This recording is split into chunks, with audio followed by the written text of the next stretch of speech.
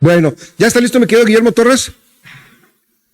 Pues lo saludamos en la Ciudad de México, mi querido Guillermo Torres, qué milagro que podemos platicar. ¿Cómo has estado? El milagro de ustedes, ya me tenían vetado. Yo no sé qué, ese que son promotores de la León Enrique. Te apliqué, mi estimado Memo, la ley Mordaza contra los analistas chilangos. No, fue porque ya son de la 4T, yo creo, ese es el tema. No, oye, ¿no andas tú en el gabinete de Clara Brugada? No, Dios me libre, no, qué porquería de gabinete, con todo el respeto para los que están ahí, pero sí, Oye, siempre se hicieron paro los integrantes del Poder Judicial. Sí, aquí está el paro, efectivamente aquí está el paro, fue donde se empezó y bueno, pues se fue contagiando por todo el país estos paros, pues en contra de la reforma al propio Poder Judicial, que son, esta propuesta de reforma al Poder Judicial y que van a ser fundamentales para los próximos días. Estamos entrando, a mi juicio, van a ser los 45 días más activos que vamos a ver del Poder Legislativo y del final de esta administración. Un gobierno federal que no descansa, ¿no? No se deja en el objetivo de seguir atacando al Poder Judicial y que parece que quisiera que estos cambios a la Constitución se realizaran antes de salir. Obviamente no se va a poder lograr esto. Sí, bueno, a ver, hay que recordar que la estrategia que está haciendo la actual 65 legislatura de haber aprobado en comisiones ya estos dictámenes de reforma constitucional son para que al momento en el que arranque la legislatura, el próximo 1 de septiembre, en esos 30 días se aprueben ya las reformas constitucionales. Adelantaron el trabajo. Si se hubieran ido empezando la 66 hubiera sido más difícil, pero creo que sí lo van a poder lograr, aunque todo está concentrado en el tema de la sobrerepresentación, en lo que en los próximos días vamos a ver que diga el INE y después lo que diga el Tribunal Electoral. No anuncio, no vislumbro un cambio mayor. Yo creo que se va a dar ese tema de la sobrerepresentación y con esto todo el procedimiento de la reforma al Poder Judicial. Ahora, hay que entender también que lo que se aprobó en los dictámenes no es exactamente la propuesta original de López Obrador, es una propuesta más manoseada. Se hicieron más de 100 cambios y entre los cambios que se pusieron están las manzanas envenenadas para que los propios ministros de la Corte, los propios magistrados, caigan en el juego de que si me voy ahorita me van a dar mi jubilación como marca la ley. Si no me voy, posiblemente me corran y ni siquiera me den esa jubilación preponderante. Está abriéndole la posibilidad, por ejemplo, a algunos magistrados electorales, hay que recordar que 2 de ellos ya acaban sus funciones en los próximos meses, de quedarse hasta el 2027. Es decir, hay manzanas envenenadas muy tentadoras y por eso todo se está centrando en este punto y en esta propuesta de reforma al Poder Judicial, que hay que decirlo en toda la extensión de la palabra. Es digámoslo así, la estocada final de la administración de López Obrador, y él quiere hacerlo. Es una venganza al villano favorito. Recordar que durante los primeros 3 años de esta administración hubo un villano favorito, eran los partidos de oposición, los empresarios, los conservadores.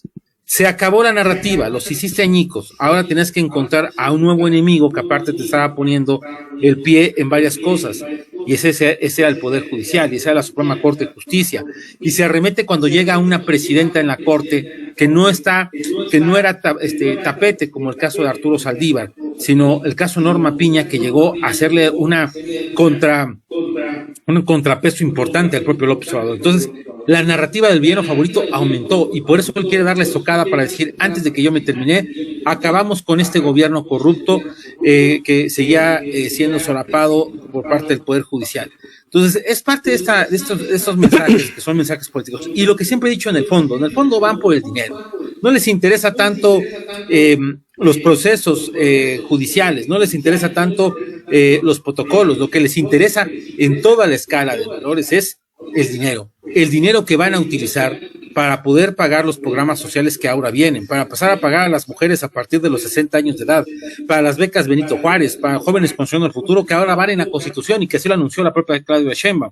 Es decir, En el fondo es el dinero y el control político. Ese es en el fondo.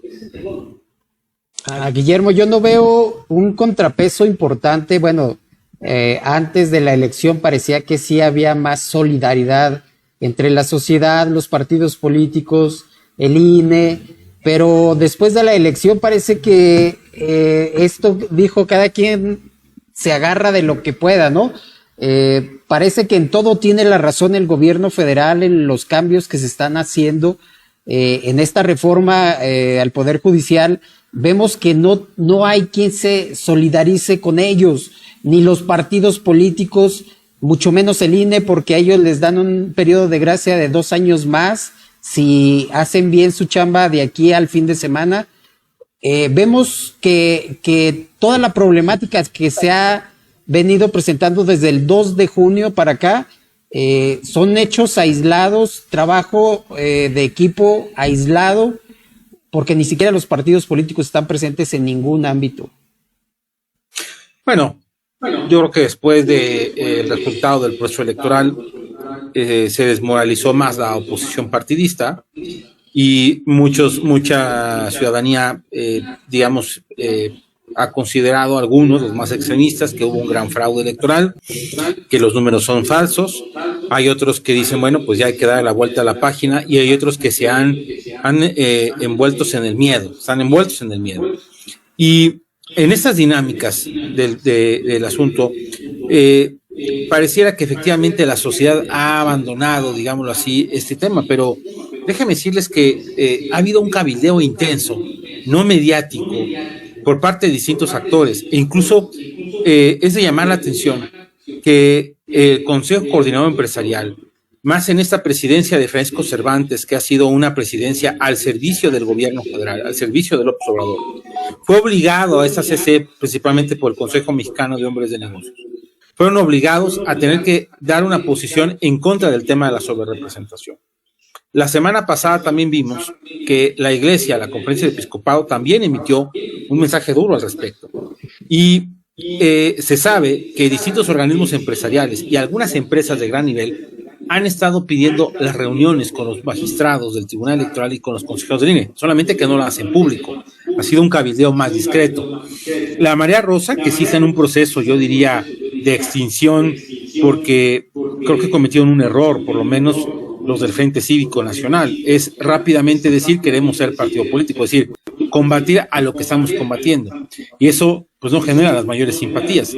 Sigue habiendo un rechazo muy fuerte hacia los partidos políticos tradicionales, y el resultado electoral es muy claro, y más cuando hemos visto, por ejemplo, que un Alejandro Moreno, un Alito, se ha aferrado al poder, no quiere soltar el poder, que expande su poder, o cuando vemos que una Acción Nacional va a utilizar su mecanismo de padroneros para mantenerse en los grupos de los padroneros como la dirigencia del partido, y no creo que sea ninguna novedad para nadie decir que Jorge Romero va a ser el próximo dirigente del PAN.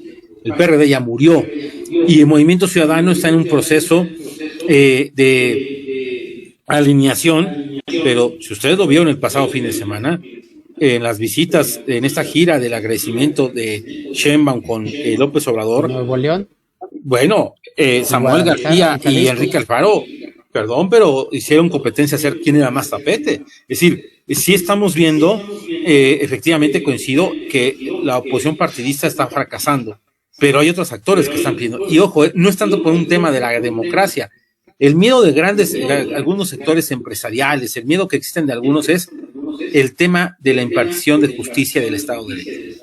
Porque si ya vimos la semana pasada en la Ciudad de México que el encargado del despacho fue a rescatar a Javier Corral de una orden de aprehensión, de una colaboración que existen entre las fiscalías, si vimos cómo mandaron a un grupo de choque para defender a Javier Corral y que no fuera tocado, ¿qué podríamos esperar de la justicia en una aplicación de justicia política, como se pretende hacer con esta reforma del Poder Judicial? Y repito, el Poder Judicial, a mi juicio, es uno de los poderes más corruptos, es uno de los más opacos que pueden existir. Pero aunque sean opacos y sean corruptos, existen por algo y tienen su propia autonomía y tienen su propia dinámica. Y no es lo mismo que sean controlados por el Poder Ejecutivo, porque violaría totalmente la Constitución, a que ellos tengan sus propios contrapesos de poder. Y en el fondo, lo que le puede molestar, por ejemplo, a un empresario es el fin del tema del derecho a amparo. La ley de amparo, en la que, por ejemplo, tú puedes construir una obra, y si el gobierno decide no pagarte, con las reformas ya no te lo van a pagar y te van a deber.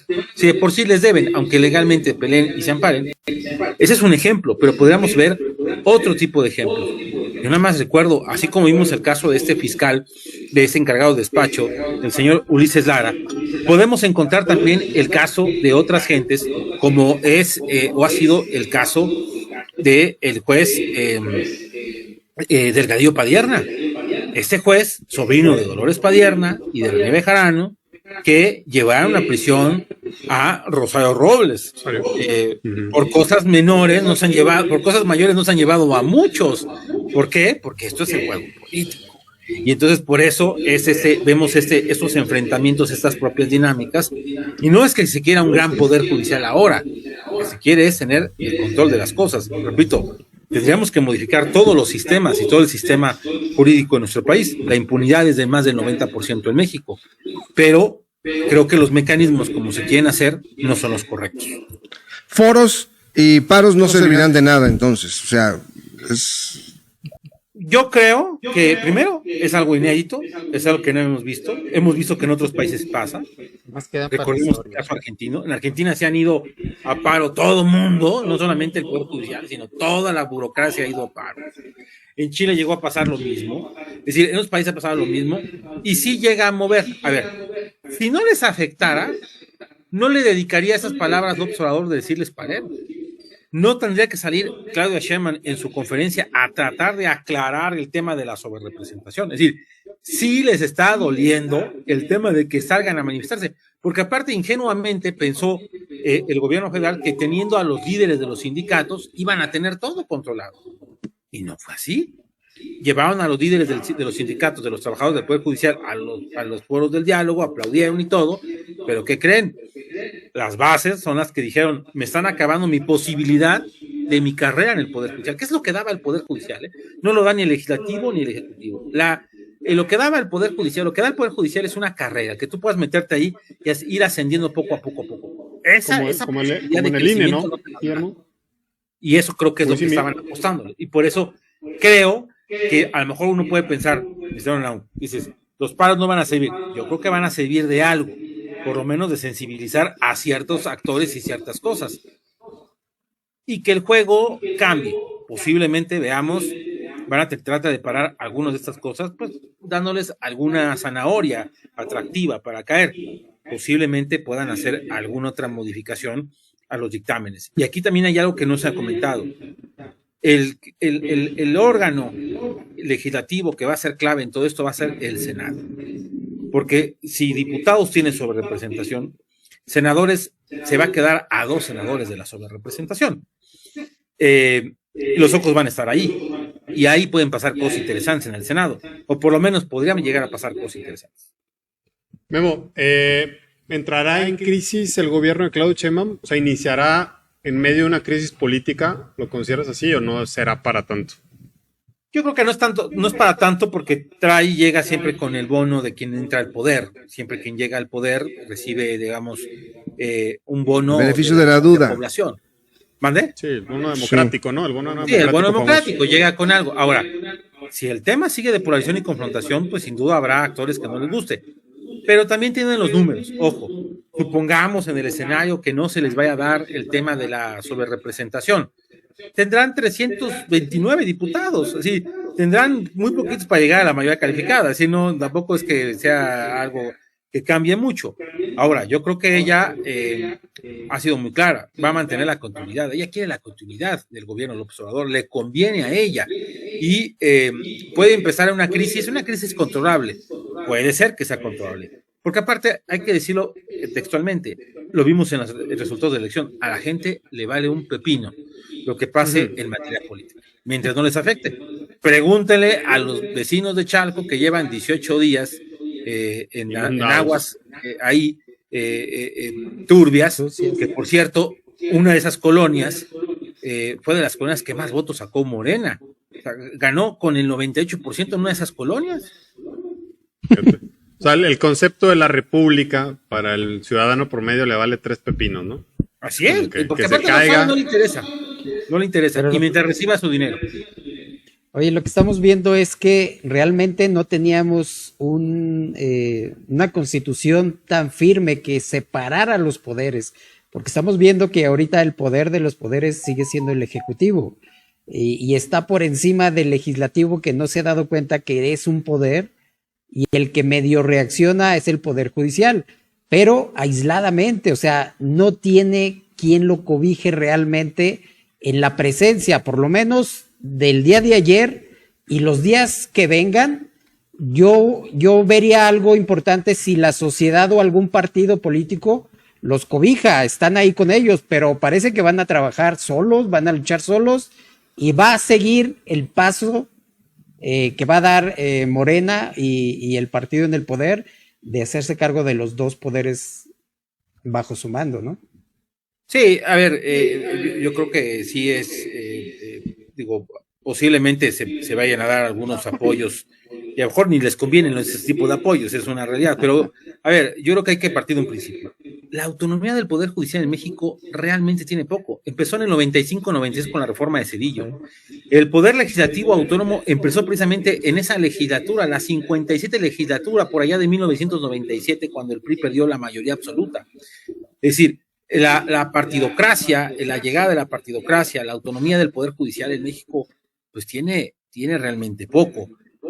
No, yo creo que por eso el Poder Legislativo se dio cuenta del gran poder que tenía hasta esas épocas en las que los gobiernos panistas principalmente, que fue cuando vimos una división real, porque no tenía el PAN mayoría absoluta, nunca pudo lograr la mayoría absoluta, tuvo que hacer alianzas y eso les costó muchísimo. Y ya con Peña Nieto se logró mayoría absoluta, nunca calificada. Eso de la calificada realmente es una locura lo que estamos viendo, cómo la construyó el Obrador en el 18, cómo la perdió en el 21 y cómo la vuelve a recuperar ahora Sheinbaum. Y creo que ese es uno de los puntos medulares. No estamos acostumbраdos a regresar a esos esquemas. Y no solamente es, digamos, ese tema de la reforma al Poder Judicial. También hay que recordar que lo que está más que cantado es el fin de los órganos autónomos, pequeños contrapesos que existen. Y ahí nos vamos a meter en problemas muy fuertes con el gobierno norteamericano y canadiense, porque algunos de ellos, por el caso de IFETEL, por ejemplo, están marcados dentro de los acuerdos del TEMEC. Entonces, ahí es donde vamos a vernos en situaciones peligrosas. Yo creo, insisto, que todavía es parte del juego del observador, de la narrativa, esta reforma del Poder Judicial, que si Claudia Sheinbaum no cumple, pues va a quedar muy mal. Entonces ella va a hacer todo para demostrar que es la continuidad. Pero con el tiempo veremos cómo de esas cosas se van a caer, porque también hay que decirlo, muchas de las propuestas de la reforma del Poder Judicial son realmente locuras logísticas, desde el tema de la elección hasta los boletas que vas a tener, ¿no?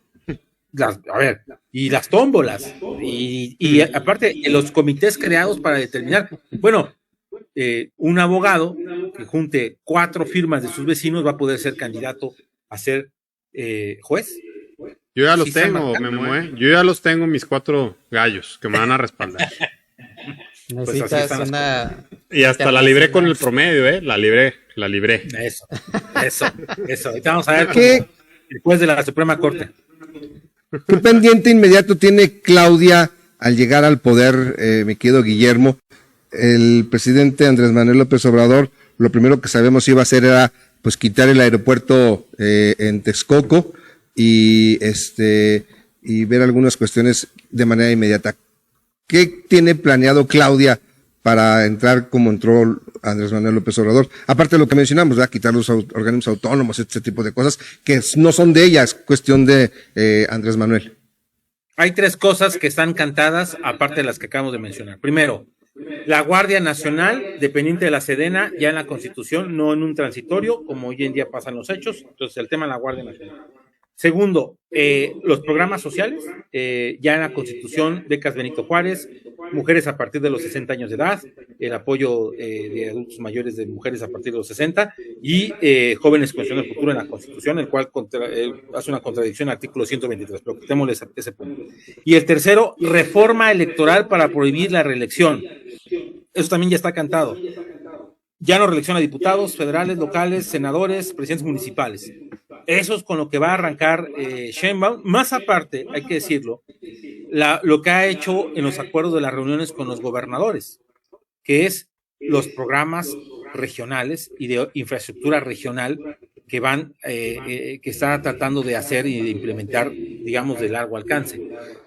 No me refiero a nuevos Tren Mayas, me refiero a todas esas obras, desde el Tren del Pacífico a obras regionales.